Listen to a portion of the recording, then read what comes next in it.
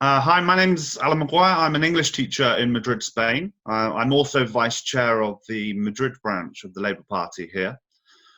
Um, I never had a lot of experience with trade unions or political organising until I joined helped found the Labour Party in Madrid branch about 4 or 5 years ago. And last October, we held an event for English teachers to learn about their rights. In the language teaching industry, which is huge. Most people of working age, if you speak to them, most English people of working age that you speak to them in Madrid, they will be English teachers. And it's for the private sector most of the time. So, you know, our contracts are quite precarious and a lot of them are 0 hours. And we zip around the capital trying to teach kids and adults and trying to help them improve their English. I'm going to talk about our process of setting up this event, and I also want to talk about the things that we learn. I think the mistakes that we made or the problems that we came across, hopefully some other branches around the world can learn from them. So I hope that this is of some practical help. Organizing in a foreign country, in a foreign language, without any sort of foothold in it is quite difficult. So last May, we had the idea of trying to build some connections with the Madrid English-speaking community as a Labour group. After this was before the December election loss, and since then, you know, a lot of people have been saying Labour need to grow their roots in the north and re-establish their connection with the community, and you know that still applies to us internationally. If we can do that by building links with the trade unions.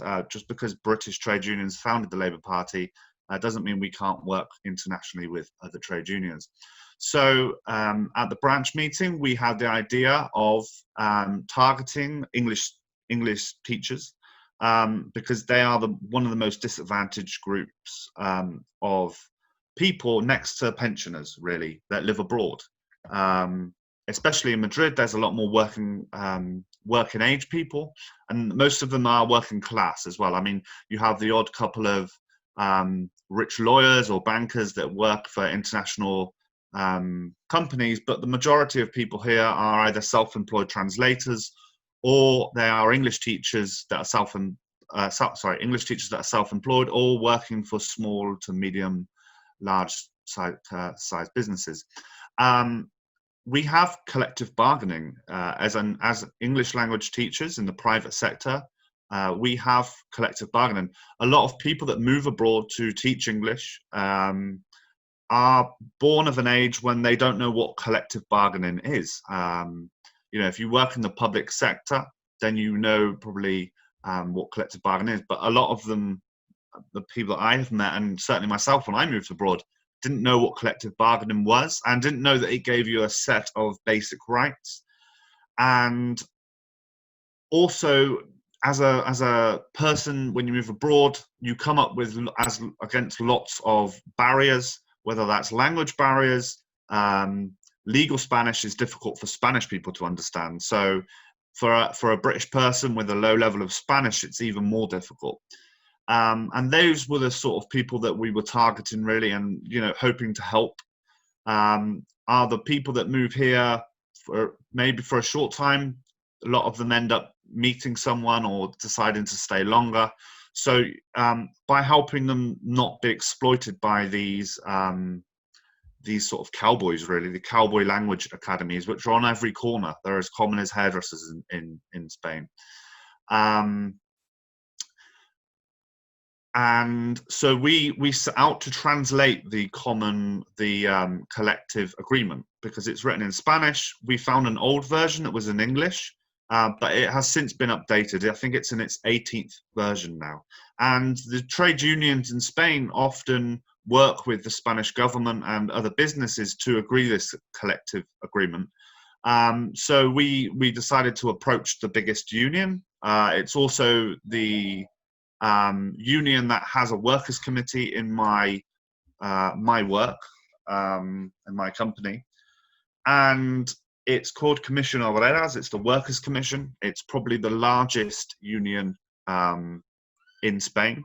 It's certainly the largest for teachers, and it also has a private education sector. So it was definitely one of the better unions to go with. So I approached them. We approached them about April, May, and we also reached out to some English-speaking names in the trade union world in Madrid, which I'm sure you can imagine isn't very big. They all worked at the British Council, and they were union reps in the British Council for Comisión Obreras. So we had some luck, and it linked up beautifully. So we agreed with them to sort of try and put on an event where we would promote this collective agreement translation and try and promote union membership to English-speaking workers, because I'm sure anyone that's been in a union in the UK will know that, and unions are really struggling in the UK at the moment as well to recruit migrants, because normally they're not planning there to be there for the long term, but obviously they're often the most exploited. So, and it doesn't matter what nationality you are, British people can be exploited abroad, and one of the reasons for doing this was I was one of the people that was exploited by an academy, terrible wages, terrible conditions. So me and the others at the branch set out to try and address this. It couldn't have been done without Matthew Morgan, our current secretary, Tim Smythe, who is also in the branch, but it also couldn't be done without the trade union members from Comisión Obreras. As a Labour Party branch, we were in a bit of a difficult position. We wanted to put this event on. We're not law experts. Most of us are English teachers or translators, and we were very much learning as we were going as well. So we positioned ourselves as the Labour Party of using the Labour Party name and organisation to reach out to the English-speaking community. And we also are a lot younger than some of the trade unionists and have a bit more experience in social media and graphic design and things like that. So we used our position to advertise this campaign and try and increase the number of English-speaking foreigners, or any foreigners really, and any foreign language teachers, trying to get them to join the union and build workers' committees in their companies, because when you have over a certain amount of employees, you can elect union officials. Obviously, it's another teacher, and they have some protection, and they can speak on behalf of the workers. So it's very much trying to build resistance to in a market area that is making a lot of cuts at the moment. English teaching is the area, the market is on the decline. So they are cutting wages, they are cutting subsidies for travel, which we do a lot of, and these are the things that we need to protect. So that was the intention of setting up this this event and translating the collective agreement. It didn't go as smoothly as we planned. We had a few problems with time. We set out in June. We met the trade unionists along with some of the people from the Spanish trade union. They had a very much different work ethic to us. We were very much trying to checklist things, get this done by this point, this done by this point.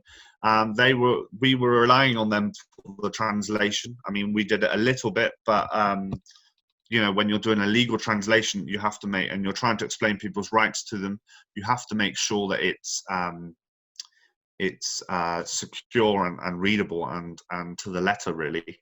So we relied on them a lot for that, which we got a little bit frustrated with. We were trying to work in very much an organizational way, and they were Spain famously shuts down in August. So for the whole month of August, we never really got much done. So that was something to bear in mind when allocating jobs and relying on outside groups to do things. You know, they're going to have their things that come up as well as union represents. Their duty is to their members, not to the local Labour Party branch, which was pretty much non-existent 4 years ago. So yes, that was a big problem. Our sort of timelines never matched up. And then in July and August, we basically just promoted this event. In September, we approached local English-speaking media and promoted the event and explained why we were doing it. And then in early October, we had the event. We had about 50 people turn up. We used the union's offices and their facilities. They made us some posters. We went around and put them around the city.